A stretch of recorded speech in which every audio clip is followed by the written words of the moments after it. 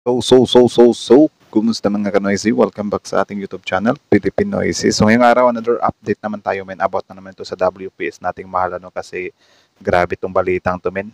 Medyo maiinis talaga tayo dito ngayon, ano. So ang video ito ay mula kay Melbs Castle na namang muli. So meron itong pamagat na lalayas ka o bobombahin atras China monster ship hindi ng bangga ng Philippine Coast Guard. Puro yabang pumasok sa EEZ. EEZ. EEZ. So, again, bago natin simulan, Melbs Castle, supportahan nyo yan. Tapos, syempre, kung trip nyo ng mga ganitong reaction video, may kasama kayo manood. Huwag nyo na rin kalimutang supportahan yung YouTube channel natin, Filipinoise. So, mga kanoise, hindi na natin ito patatagalin pa. Simulan na natin, baka agawin pa ng China. Again, ang pamagat ng video ito, lalayas ka o popombahin. Atras China monster ship. Hindi ng bangga ng PCG. Puro yabang pumasok sa EEZ. So, again, Melbs Castle, Filipinoise, like, comment, share, subscribe. Start. Guard monster ship o yung pinakamalaking barko. Let's start 0. Chinese Coast Guard monster ship o yung pinakamalaking barko ng China ipinadala sa Baho de Masinloc. Philippine Coast Guard sinalubong agad yan. Akala ng China maduduwag tayo. Galit na kasi ang China. Deadma kasi ni Defense Secretary Gibo Chodoro yung panawagan ng Chinese Foreign Ministry na si Mao Ning. Sabi ni Mao Ning, aatras kami kasama ang Chinese Coast Guard at Chinese Maritime Militia, pero i-withdraw nyo pabalik yung mid-range missile ng SR. So ayun, nagalit sila, men. Kasi yun nga, nakipagkasundo sila.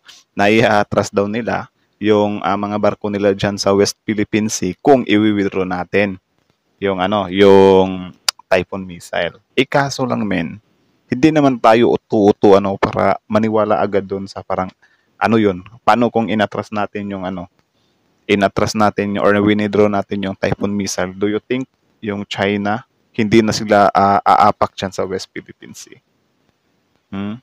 Parang lang ba, parang inuuto lang talaga tayo na kapag wala na yung Typhoon missile dyan, wala na, ibabalik na naman nila muli yung mga barko nila. So, itong narinig natin na balita na nilagyan nila ng monster ship nila, mangyayari naman din talaga yan. 'Di ba? Pwera na lang siguro kung nung una pa lang, ang ginawang kasunduan ng China is hindi na sila makikialam sa WPS, then go! Why not? 'Di ba? Bakit hindi natin i-withdraw yung Typhoon missile na yan? 'Di ba?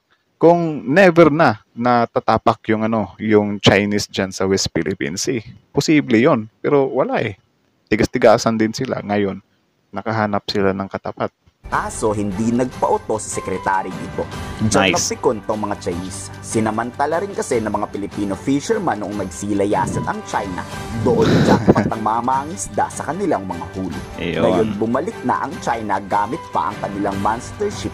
Pero sinulubong naman agad yan at niradyohan ng PCG. Buong pagkakala ng China kahit iganting barko yan, hahayaan na lang. Umatras din naman pala sila. Actually, good move yan. Ang sa atin lang talaga dito, hindi natin alam kung ano yung next move ng China. No? Kasi halimbawa ganyan, medyo nakakapagtaka nga siya kung bakit umatras siya or hindi siya nangharas. Kasi alam naman natin na yung China is parang yung nature niya is mangharas talaga. No? CD5901. This is BRP Cabra, MRRB 4409. We are reminding you that you are within 72.6 nautical miles west by the south of Silangin, Zambales. Sobrang lapit na din pala. In the Philippine Exclusive Economic Zone. Please leave this area immediately. Over. Maganda ang naging responde ng PCG laban sa China monster ship. Kahit gaano pa daw yan kalaki, dapat hindi tayo magpatinag dyan sa bangka. Alis raw na nagpadala agad ng PCG ng barko para intercept ang mga Chinese. Dahil pag hindi raw yan pinalagan, iisipin ng China na takot tayong lumaban sa higanting barko na yan. Ang tanong, if ever nagpang-abot talaga yung CCG at saka yung PCG, tapos biglang ng water cannon yung CCG, ano yung gagawin natin after? 'Di ba? Kasi ngayon parang tsambahan na lang kasi yun nga parang hindi pinansin ng ng monster ship ng China. Pero what if i-water cannon nila? Wala rin. Palabas na silang may control dun sa lugar. So, yung pagpapadala natin ng mga barko, BFAR vessel, Coast Guard vessel, yung mga yon. Yan ay isang paraan para nga i-counter itong mga palabas na ito ng China. Good move. Hindi natin siya matatapatan directly in the sense wala naman tayong barko na ganun din kalaki, no? Pero in the sense na yung napapakita natin na nag-exercise din tayo ng jurisdiction doon sa area, yun parang natatapatan natin. Satisfied naman ako so Pagtindig lang naman talaga ang ang dapat nating gawin kasi aware naman talaga yung China na sa atin nga yan, sa atin inaward yung teritoryong yan. It's just, gahaman lang talaga sila kahit na mali sila. Wala nasimulan na nila 'di ba? So pinagpatuloy na lang nila. kasi yun naman talaga yung parang ini-expect natin na kaya natin gawin at dapat natin gawin. Hindi kagaya ng previous administration na talagang Nako. pag may ginawa ang China, minsan sila pang nagja-justify, no? Pero Hoy, sino ba yung previous administration na yan? ngayon, pinapakita natin na talagang hindi natin tinatanggap ito at kahit ba mas malaki sila, hindi tayo nagpapa-intimidate, hindi pa tayo nagpapatakot sa kanila. Tama. Tinatakot lang tayo niyan pero duwag Pero ayaw naman yung pinaka-immortal natin dito sa Pilipinas, ayaw nga nila ng gulo kontra China nila Sen Enrile. yan makipagbanggaan. Enrile. Ayon yan kay maritime expert J. Batubakan. Di raw isusugol ng China yung bilyong-bilyong halaga ng barko sa mumurahing barko ng PCG. Mind games lang raw ang labanan. Kung ipapakita ng Pilipinas na natatakot tayo sa kanila, mas lalo magyayabang yung China. Kaya dapat daw ipagpatuloy ang Ito nga yung hindi maintindihan ng mga Pilipino pro China 'Di ba? Parang tayo pa yung binabaliktad na tapang-tapangan daw tayo. Kapag ginera naman tayo ng China, wala lang tayong parang tawag dyan, parang lang tayo, parang langgam lang.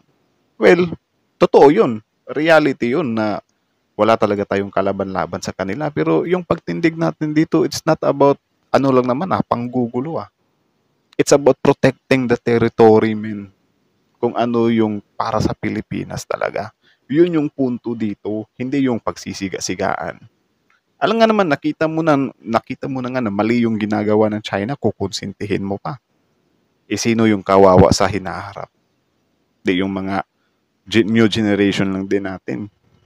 papatrolya at ikayati yung mga isdang huwag matakot mangisda. Basta dapat nandyan lang lagi ang suporta ng PCG at mga law enforcement unit ng Pilipinas. Ang makapagbago din doon ay yung pagtuloy nating paninindigan sa ating mga karapatan. Diba? Kaya yung mga iba pa natin pwedeng gawin ay ginagawa naman natin so far, no? Katulad nga ng pagpadala ng mga patrols, pagpangingisda ng ating mga mangisda at pag-assert natin nga ng ating jurisdiction at yung pang ibang mga activities na ginagawa natin sa sarili nating EEZ, kasama na rin dyan yung mga law enforcement and military activities, no? So yun, 'Di ba? Sobrang effective. 'Di ba? Patindig-tindig lang pero may suntok siya or may epekto siya. May epekto talaga siya na para hindi siya totaling hindi siya totaling i-take over agad talaga ng China. 'Di ba? Yan yung tinatawag na strategy, men. I think ay sapat para sa atin. Pero meron pang ibang paraan din, katulad ng paghain ng sitwasyon, no? Pagdala ng sitwasyon, kunwari sa mga international fora. Diba, sabi ko sa inyo, sinungaling International China. Court. Buti na lang talaga hindi inalis ang missile sa Pilipinas. Oh, diba? O, diba? So, buti na lang talaga kasi, siguro kung winidraw natin yung Typhoon missile na yon, grabe. Nakakadismaya naman. Di ba? Bakit ganun sila the way mag-isip? Panggatong Chinese monster ship na to at may lumubog na barko dyan, tirahin dapat agad. Ano sa palagay? I-komento sa baba ang inyong salob. So, yun lang naman mga kanoy. So, kita nyo naman yun. So, again, ang video yun ay mula kay Melbs Castle. So, supportahan nyo yan. Original video link in the description box below. Tapos, syempre, again, bago nyo iwan yung YouTube channel natin, huwag nyo na rin kalimutang supportahan yung YouTube channel natin, Filipino IC. So, like, comment, share, subscribe. So, kita nyo naman yun. 'Di ba? Monster ship ng China yung pinadalamin. 'Di ba? Ganyan sila. Puro, kung tutuusin pa nga, I mean, sila yung malakas mambaliktad sa atin. Na kesyo, Pilipinas daw, nagsho-show ng show force. Sila lang naman tong grabe maka-show force 'Di ba? Flex nga sila ng flex ng mga ampaw nilang ano mga pandigma nila 'di ba? Tapos ngayon kapag tayo biglang may ine-negotiate tayo, may ibang bansa na magmamagandang loob na magbigay sa atin ng mga ganyan, ganto, ganyan, ganto. Iniiyakan nila, pinapakialaman nila. Like for example, yung Typhoon missile na nga lang yan na yan 'di ba? Parang medyo nakakaaning siya na, o anong pakin nyo China kung bilhin namin tong Typhoon missile na to? Bakit? Pera nyo ba to? Hinihingi ba namin sa inyo to? 'Di ba? Sabi ko sa inyo yung China na yan, tsaka na sila magreklamo. Kung yung ipangbibili natin ng Typhoon missile na yan, sa kanila natin hiningi. Hindi naman natin hinihingi sa kanila yun At isa pa, labas na sila doon. Labas na sila doon sa kung ano mang gustong bilhin, pandigma, or depensa ng isang bansa. Kasi ano ba to? Philippine-China bang tawag dito? Hindi naman siguro tayo China-Philippines, di ba? Philippines lang naman to Lakas lang ng trip Ngayon, mag-show kayo. Buti na lang talaga, yung Coast Guard natin is, ni-radio challenge din talaga nila. Pinapakita din talaga nila namin, di sa inyo tong territory to. Alam nyo na kung anong mangyayari sa inyo. Lalo lang kayong siguro, kaya umatras yung China dyan is parang nararamdaman na rin talaga nila na, they will look more ugly or, pa-ugly na sila ng pa-ugly kung titignan. Diba? Kasalanan lang din naman nila yan Kasi kahit anong pambabaliktad nila sa atin, wala. Nasa sa atin yung nasa sa atin yung majority ng mga bansa na pinaniniwalaan. I mean, nasa sa atin yung mga bansa na maraming pumapanig sa atin sa usapin dyan sa West Philippines Sea na yan. 'Di ba? Yun lang, nakakadismaya lang din kasi minsan ang kalaban pa natin is yung mga yung mga kababayan pa natin. Sila pa mismo yung nagda-down. Or siguro maintindihan din natin yung iba kasi syempre nakakatakot nga naman talaga, 'di ba? Biruin mo, war sa China. Ano ba namang palag natin doon, 'di ba? Pero syempre kung nakikita na natin na grabe na yung mga pagkakamali or grabe na yung mga nangyayari, syempre need din nating tumindig At saka hindi naman tayo yung tipong basta-basta lang na parang war agad. Hindi naman ganoon. 'Di ba? Yung pangulo natin may ginagawa din naman. Nakikipagkasundo tayo sa ibang bansa. It's just so sad lang din kasi syempre yung mga sinusuportahan ng iba nating kababayan is pro-China.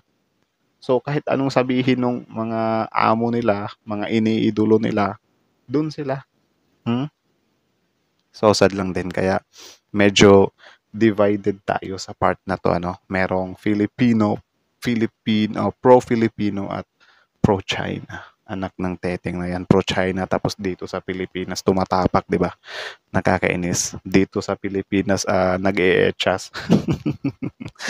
But anyways, yan lang muna. So again, Nelbs Castle, supportahan nyo yan. Original video link in the description box below. Tapos syempre, our YouTube channel, Filipino IC. Don't forget to like, comment, share, subscribe. So that's it. Thank you so much for watching.